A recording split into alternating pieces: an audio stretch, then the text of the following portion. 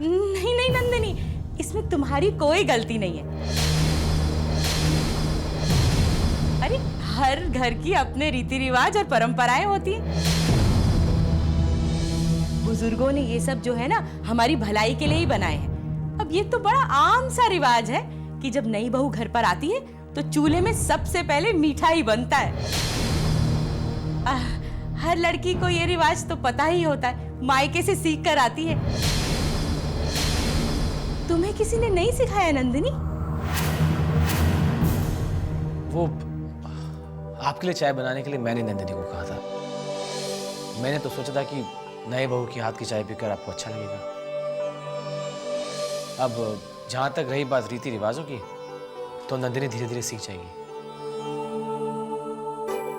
अगर आप उसे प्यार से सिखाएंगे तो। जरूर, मैं उसे सब कुछ जरूर सिखाऊंगी, अगर नंदिनी मुझसे सीखना चाहेगी तो। अरे बाबा, तुमसे पूछेगी भी और सीखेगी भी। आज ही तो आई है, थोड़ी झिझक तो होती है ना। तुम देखना, बहुत ही जल्द तुम्हारा सारा घर संभाल लेगी। हाय रे मेरी किस्मत, दोनों के दोनों इसी की तरफ से बोल रहे हैं। हाँ हाँ, क्यों नहीं, मैं भी तो यही चाहती हूँ कि नंदिनी हमारे घर के सारे रीति रिवाज समझ ले और घर को ठीक से संभाल ले। लेकिन मैं ऐसा उसे बोलती हूँ तो तुम लोग बिल्कुल मुझे गलत समझते हो, है ना नंदिनी? तुम्हें पता है नंदिनी, इस घर में सबसे ज्यादा मुझे इंतजार था नई बहू का। मैं ही तो चाहती थी कि प्रिंस मेरा इकलौता भाई घर में सुंदर सी बहू लेके आए, लेकिन मुझे क्या पता था कि मेरा इतना भी हक नहीं है कि मैं तुम्हें कुछ भी समझा सकूं।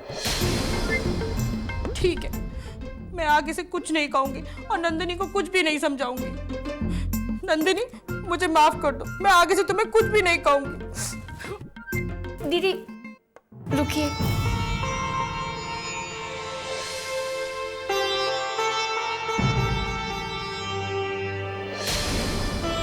आप हमें बिल्कुल समझा सकती हैं, और अगर हम गलती करें ना तो हमें डांट भी सकती हैं। हम आपकी बात का बिल्कुल बुरा नहीं मानेंगे। आप हमारी वजह से अपना दिल मत दुखाइए। हम आपसे वादा करते हैं, हम पूरी कोशिश करेंगे कि हमारी वजह से आपको कोई तकलीफ ना हो। हम वादा करते हैं, अब से हम हर काम आपसे पूछ के करेंगे। अच्छा बताइए, आपको मीठे में क्या पसंद है? तुम्हारी दीदी को तो बस बेसन का हलवा ही पसंद है, और हमें भी। ठीक है, तो हम नहा के पूजा करके आपके लिए वही बनाते हैं, ठीक है?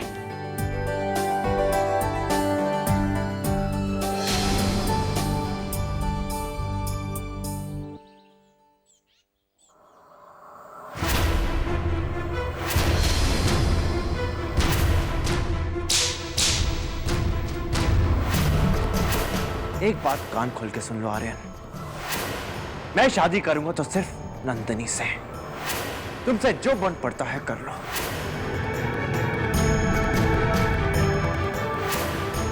तुम्हें क्या लगता है कि तुम जिससे नंदिनी की शादी करवाओगे उसके बाद वो जिंदगी भर खुश रहेगी?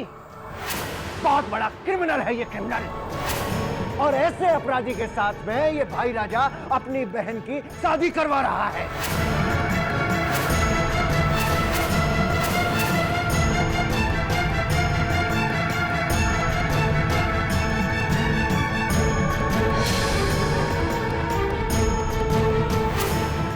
हम अपनी बिटिया की शादी उस लड़के से करेंगे जो हमारी बिटिया के लायक होगा, और ऐसा लड़का हमने अपनी प्यारी नंदिनी के लिए चुन लिया है। उसी ने हमको तुमसे और अंबर से मिलवाया है। ए बचुआ, अंदर आओ।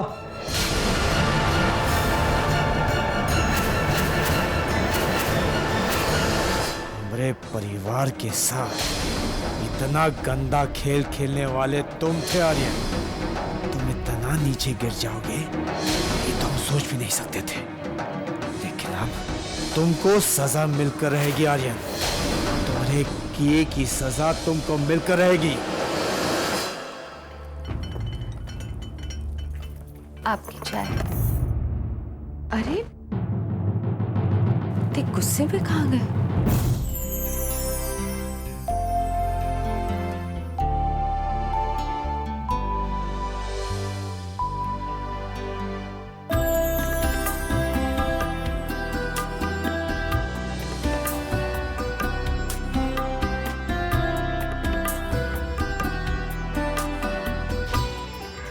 वाह, क्या खुशबू है। आज तो सब हलवे के साथ साथ अपनी उंगलियां भी खा जाएंगे। वैसे मैंने कहा था ना उस दिन की दीदी कभी कभी मजाक में ज्यादा बोल देती है। आपको तो चाय बनाने के लिए मैंने कहा था और आपको सुनना पड़ गया। दीदी की तरफ से मैं माफी मांगता हूँ। अरे नहीं, आप इस तरीके से माफ़ी मांग के हमें शर्मिंदा मत कीजिए। हमें दीदी की बात का बिल्कुल भी बुरा नहीं लगा, क्योंकि पता है राजा भैया कहते हैं जब भी बड़े हमें डांटते हैं ना तो ज़रूर कोई ना कोई उसमें हमारी भलाई छिपी रहती है। अब आप जाइए, आप यहाँ रहेंगे तो हमसे हलवा नहीं बनेगा। आप जाइए ना प्लीज़।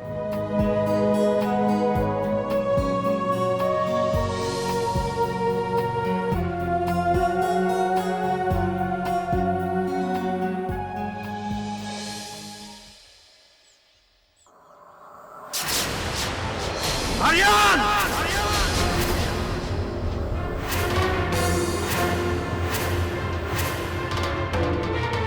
आर्यन! आर्यन!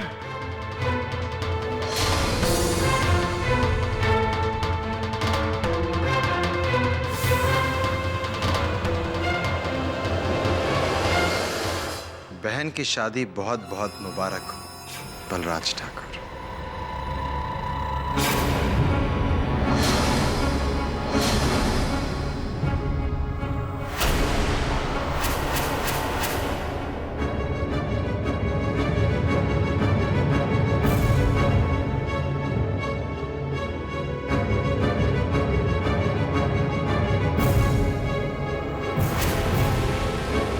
कितना और पाप करोगे आर्यन? तुम्हारे पाप की घड़ी के फूटने का वक्त आ गया है। नंदिनी की जीवन के साथ खेलने नहीं देंगे हम तुम्हें आर्यन। बहुत दुख दिया है तुमने हमें। जब हमने तुम्हें धिक्कार दिया तो तुमने आदित्य को मोहरा बना के हमारे सामने भेज दिया। बाद में शादी के मंडप पर हमारे पिता को हमारे सामने भेज दिया तुमने। हमारे भावनाओं के साथ तुमने बहुत गंदा खेल खेला है आर्यन। तुम इतना गिर सकते हो आर्यन, हम सोच भी नहीं सकते। हम आ भी भरते हैं तो हो जाते हैं बदनाम, और वो कत्ल भी करते तो चर्चा नहीं होता। बहुत अच्छा लगा अपनी तारीफ आपके मुंह से सुनकर, लेकिन ये तारीफ मुझे अकेले की नहीं है। इसका हकदार कोई और भी है जिसे इस तारीफ का हिस्सा मिलना चाहिए। हाँ, चौंकिए मत, वो और कोई नहीं, साक्षात आपके पिताश्री है ठाकुर पदम सिंह। रामायण तो पढ़ी होगी ना आपने? अगर विभीषण नहीं होता तो लंका की पराजय नहीं होती। एक और विभीषण है जो आपके घर में है। नहीं, ये नहीं हो सकता, ये नहीं हो सकता। गुस्सा नहीं, इस तरह चिल्लाने से सच्चाई नहीं बदलती। जाइए, खुद जाकर अपने पिताजी से पूछ लीजिए। अरे हाँ, आप उनसे पूछेंगे कैसे? वो आखिर आपके पिता जो लगते हैं रिश्ते में, और रिश्ते निभाना तो कोई बलराज ठाकुर से सीखे। अपने पिता से एक सवाल भी नहीं और मेरे लिए गालियों के बौछार। अरे रिश्ते में तो मैं भी आपका कुछ लगता हूं।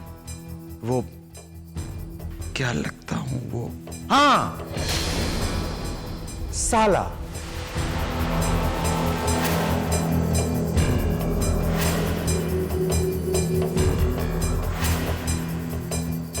और हां, मुझ पर उंगली उठाने से पहले अपने बाप पर भी उंगली जरूर उठाना, क्योंकि विश्वासघात आपके बाप ने भी किया है।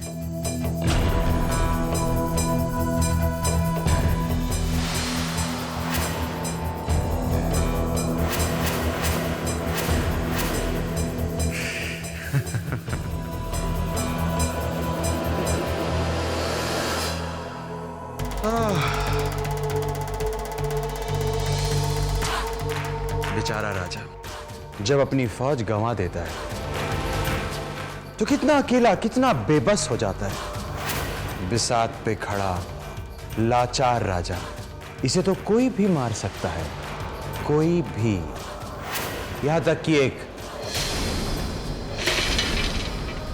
प्यादा भी।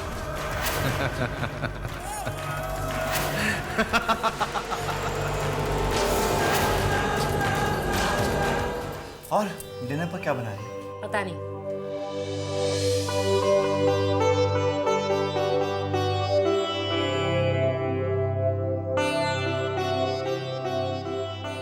लो, तुम्हारे लिए हलवा आ गया।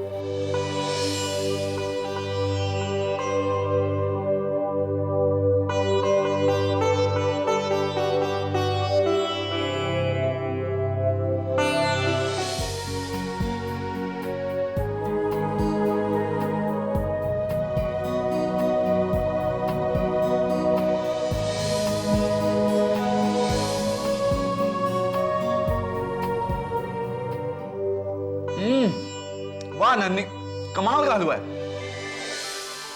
मैंने आज तक इतना अच्छा हलवा नहीं खाया।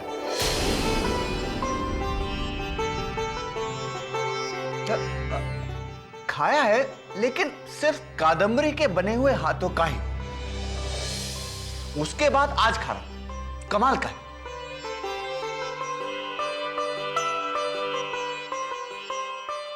जीती रहो, जीती रहो, जीती रहो, जीती रहो, खुश रहो, सुहागन रहो और ऐसे ही हलवा बनाती रहो।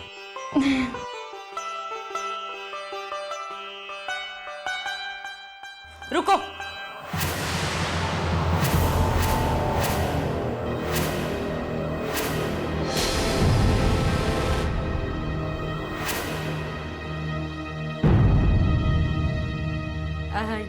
ये क्या है नंदिनी? दीदी, बेसन का हलवा है। वो तो है, पर इसमें और क्या है?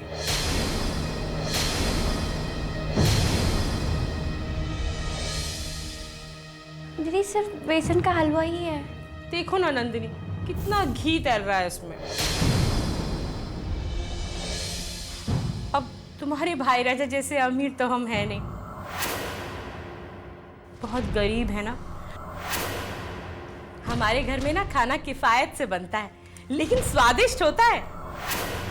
घी तेल ज्यादा खाना तो सेहत के लिए देखो ना कितना हानिकारक है। ऐसी छोटी छोटी बातें हैं जो तुम्हें बस सीखनी है। ठीक है दीदी, हम आइंदा से ख्याल रखेंगे। हाँ, कितनी प्यारी बहू है हमारी। ओहो, मैं तो भूल ही गई, आज बहू का घर में पहला दिन है और मुझे शगुन भी देना है। अच्छा, ये हलवा तो पकड़ो। एक सेकेंड।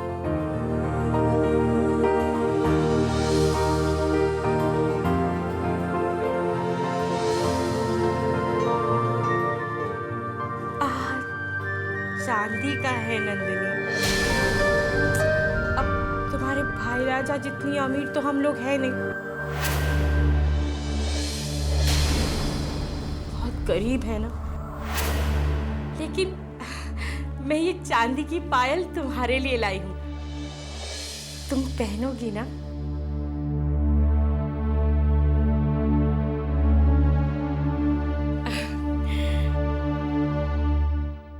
ये हमारे लिए सबसे कीमती तोहफा है, हम जरूर पहनेंगे।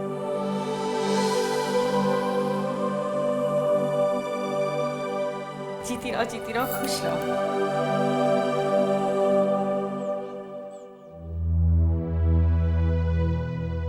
गुंजन,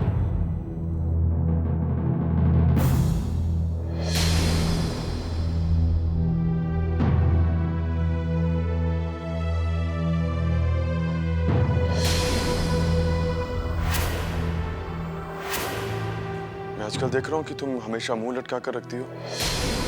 क्यों? अगर इस तरह मुंह लटका कर रखोगी तो घर वालों को पता चल जाएगा। प्लीज थोड़ा नॉर्मल रहो।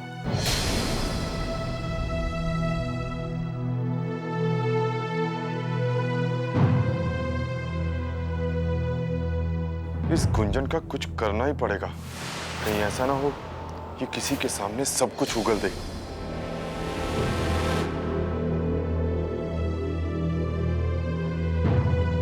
अंबर, जी भाभी। तुम्हारे भैया कहाँ है? नहीं भाभी, मुझे आइडिया नहीं है। अच्छा।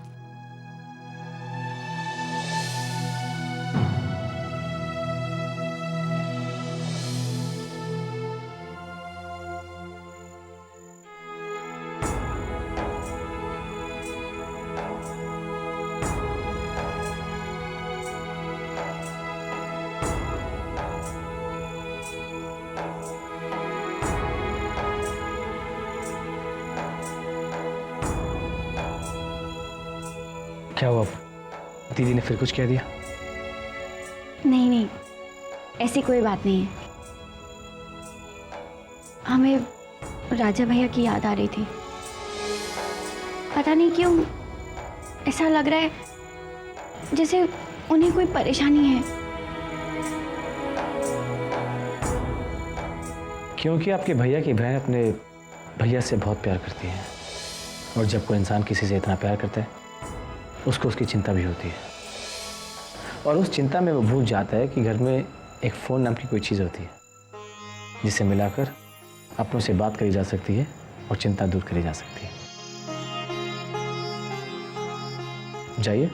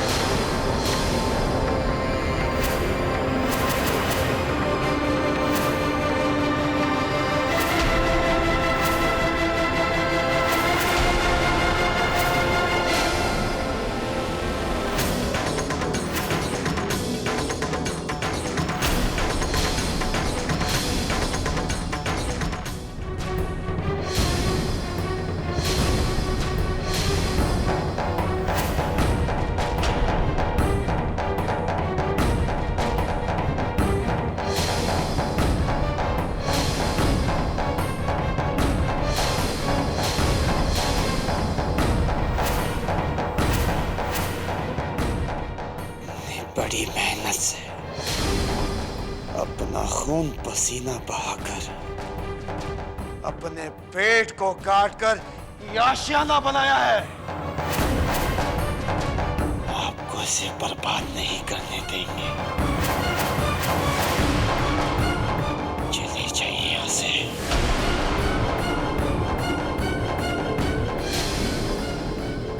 चले जाइए यहाँ से।